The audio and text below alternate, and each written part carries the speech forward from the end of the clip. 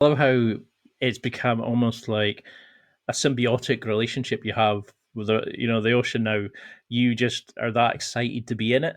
You just know you wait till you physically feel ready, and then you just slide into it and just do these amazing things. It's it's an area that I've always been interested in, watching people doing these amazing videos. And when I found your channel, I was blown away by the quality of it. It's the shots you have, the resolution. It looks like you're literally in your own pool with your own situation.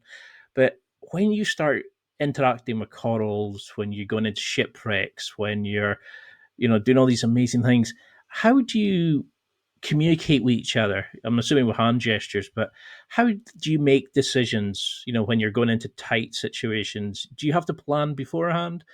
How do you? Because they say that no contact survives, no plan survives the first contact. What happens if something goes wrong? Hopefully, it never ever does. But how do you make sure you're as safe as possible to get that Yeah. experience?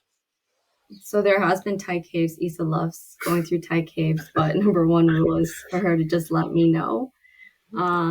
She knows not to push herself, like let's say a really deep Thai cave, because I will be straight honest with her and I'd be like, I won't be able to save you.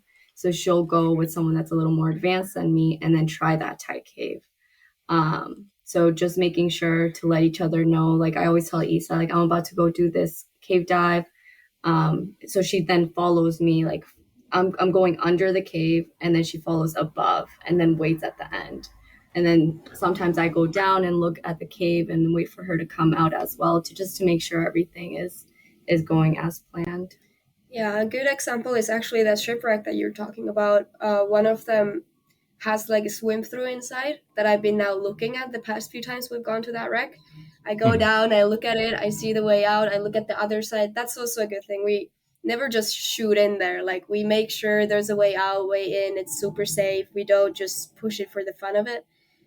So I've been looking at it, but I haven't gone through it yet, even though I know I can go through it, because I want to make sure I'm with someone who's equally as comfortable going through it. So I know if something would go wrong in there, I would have someone who can take me out of there. So I still Because haven't done it, even though I want to do it because I want to be safe about it. Because that one is like the 20 meters Yeah. down, go swim through 20 meters, which I uh, would right now I would not want to do. it just makes me go, no, no, no. I've interviewed a guy called Andy Torbett who goes into, like, he's a cave diver, and he goes in and gets the shots for like the British broadcasting channel over here. He's the one they send in, and he goes into these like really tight spaces, or the like really inhospitable places, and it's, you look at it and it's like the overhang of rock and the rocks on the ground. There's a tiny bit of space. He's pushing his tanks through. When I then seen your videos, it reminded me of that. I was thinking, how do you keep calm when you're getting cat from either side, when you're pushing yourself through?